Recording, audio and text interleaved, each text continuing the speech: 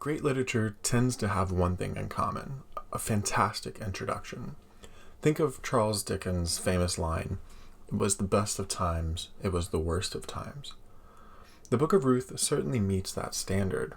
Ruth 1 verses 1 through 5 quickly sets the stage for the whole story in a way that captures the reader's attention.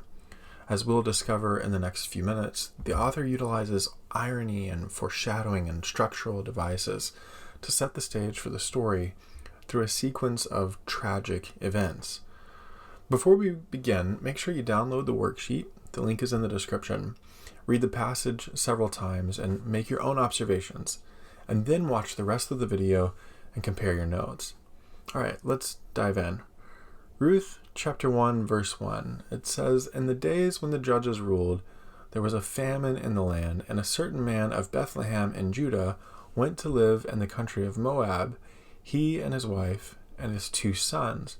The name of the man was Elimelech, and the name of his wife Naomi, and the names of his 2 sons were Mahlon and Chilion. They were Ephrathites from Bethlehem in Judah. They went into the country of Moab and remained there. But Elimelech, the husband of Naomi, died, and she was left with her 2 sons. These took Moabite wives.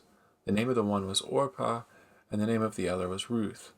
When they had lived there about 10 years, both Mahlon and Chilion also died, so that the woman was left without her 2 sons and her husband." Each phrase of Ruth's opening verse quickly provides the reader with important information. We learn about the story's time period, in the days when the judges ruled. The period of the judges followed the death of Joshua and preceded the foundation of the monarchy. This era in Israel's history is recounted from Judges 1 through 1 Samuel 8. The period is marked by chaos and rebellion against God. Ruth chapter 1 verse 1 describes the event that leads to the sequence of tragedies we encounter in the first 5 verses. The narrator tells us, quote, "There was a famine in the land." We can make 2 observations about this phrase. First, famines in the Old Testament frequently precede important events and moments of conflict. Abraham and Isaac both leave the land of Canaan because of a famine. Genesis 12 verse 10 and Genesis 26 verse 1 tell us about those stories. Second, the land carries a lot of theological significance. Notice that we're not explicitly told what land the author has in mind. However, there can be no question that it refers to the whole land of Israel. The land is a critical concept in the Old Testament. God promised the land of Canaan to Abraham and to all of his descendants. According to the covenant, the fruitfulness of the land is connected to the faithfulness of Israel. When they obey God, the land provides plenty of food. When they rebel against God, the people experience the negative effects of famine in the land. The next detail carries an ironic and tragic message. As readers, we learn that the first character originally lived in Bethlehem of Judah. Bethlehem means house of bread. So the book of Ruth opens ironically with a man leaving a town called House of Bread because there was no bread in that town. Following the information about where this family is from, the author tells us where they moved to, the country of Moab. Moab has an interesting history in the Old Testament. The first reference to Moab occurs in Genesis 19 verse 37. The entire people group's lineage is traced back to Lot's incestuous relationship with his daughters. This passage was surely read as an insult to the people of Moab. The Moabite king Balak tried to curse Israel when they were wandering through the wilderness in Numbers 22 through 24. Then the Israelites had sex with the Moabite women, which resulted in the people committing idolatry and ultimately led to God's punishment. And you can read about that story in Numbers 25, verses 1 through 18. In the book of Judges, we learn that Israel was subjected to Moab's rule for 18 years. Clearly, the idea that these Israelites would move to Moab is shocking. With the last phrase of Ruth 1, verse 1, he and his wife and 2 sons, we meet the original characters of this story. Ruth 1 verse 2, the name of the man was Elimelech, and the name of his wife Naomi, and the names of his two sons were Machlon and Chilion. They were Ephrathites from Bethlehem in Judah. They went into the country of Moab and remained there. Names in the Old Testament frequently carry significance for the story in which they appear. The author of Ruth uses the characters' names as literary devices to create irony and to foreshadow later events in the story. Let's take a look at each of them. Elimelech's name means, "My God is king." Remember, the book is set in the time of the Judges. When we read the end of the book of Judges, we discover some horrific stories that describe anarchy in Israel. 4 times in Judges 17 through 21, the author tells us that there was no king in those days. In 1 Samuel, the people of Israel reject God as their king. So Elimelech's name, which means "My God is king," sets a different tone for the book than that found at the end of Judges or in 1 Samuel. Naomi. In Hebrew, it's common for names to incorporate the name of the deity. For example, the El part of Elimelech is a name for God.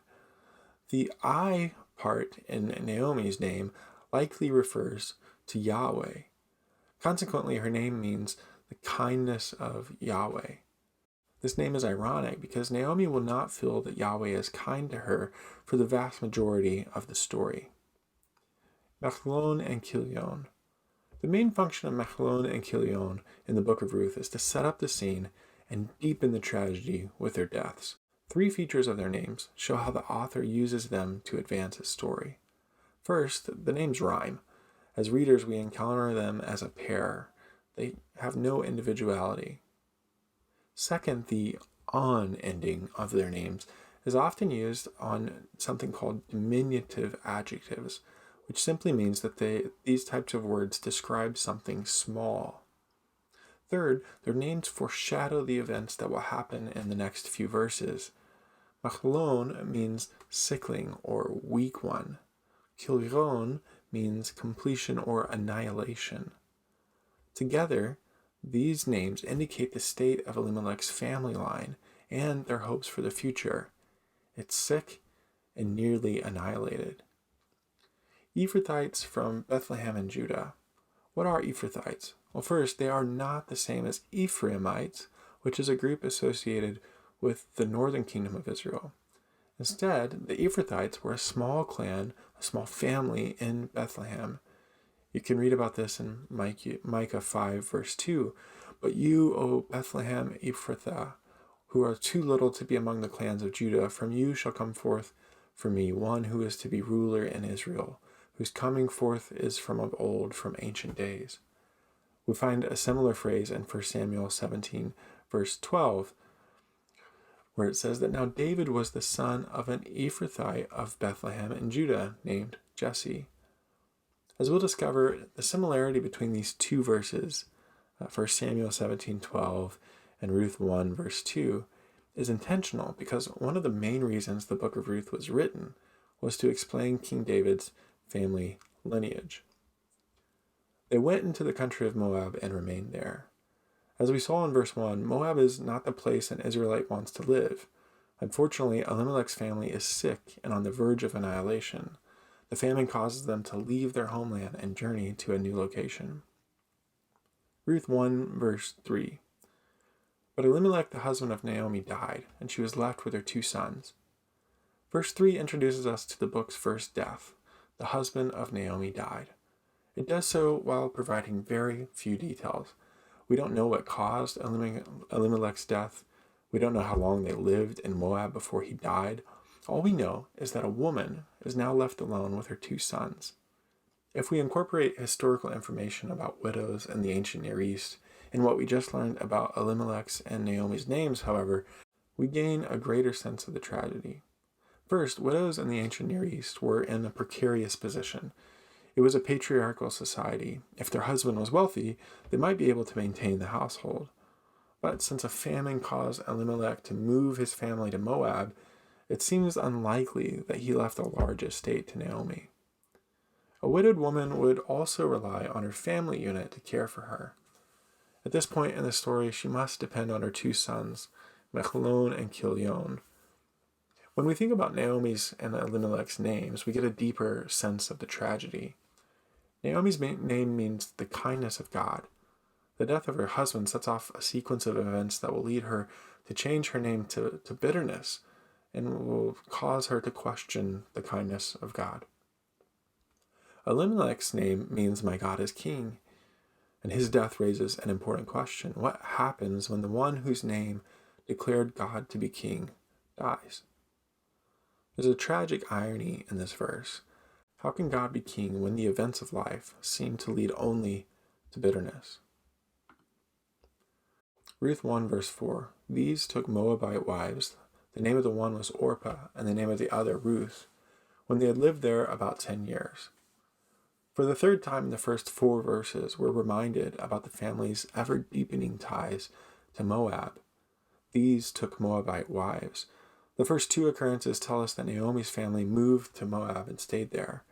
Verse 4 tells us that Machlon and Chilion intertwined their lives with the Moabite people through marriage. Remember, if you're keeping the biblical narrative in mind, relationships between Israelite men and Moabite women in the past led to idolatry. Think of Numbers 25, verses 1 through 18. Will Machlon's and Chilion's marriages to Moabite women produced the same result. As you might expect at this point, the meanings of the names of Orpah and Ruth are significant for understanding the story. Orpah seems to mean the back of the neck, which foreshadows the fact that she will return to her family later in the story. She'll turn her back to Naomi. Ruth likely means that she will be satisfied, which may refer to the story's outcome for both Ruth and Naomi. Ruth 1 verse 5. Both Machlon and Chilion also died, so that the woman was left without her 2 sons and her husband. The sickly one, Machlon, and the annihilated one, Chilion, die after living in Moab for at least 10 years. The result is that Naomi is left completely destitute. As we've seen, the opening verses are filled with irony and clever literary design. A famine forces the family to move from the house of bread, Bethlehem, to the land of Moab. The woman named for God's kindness, Naomi, suffers unimaginable tragedy with the loss of her husband and her sons. If we pay attention to the structure of these verses, we can see how the author actually heightened the tragedy in the way that he frames Naomi and her family. In the first 2 verses, Naomi is listed in the middle of her family. He and his wife and his 2 sons. The name of the man was Elimelech, the name of the wife, Naomi, and the names of his 2 sons are Machlon and Chilion. In verse 5, Naomi is listed first and on the outside of the sequence. The woman was left without her 2 sons and her husband. The narrator shows that Naomi is alone now and no longer surrounded by her family. The first 5 verses of Ruth open this story with tragedy. It reminds me of the opening scenes of the Pixar movie Up, where we meet a character whose life takes one tragic turn after another. Naomi, whose name refers to the kindness of God, seems to encounter anything but God's kindness in these first 5 verses. As readers, the introduction to this story leaves us with several questions. What will happen to Naomi? Will she stay in Moab? Can her name, God is kindness, be true? And if so, how? The rest of the story will work to answer these types of questions. If you want to find out how it does, make sure to subscribe to the channel and follow along with the series.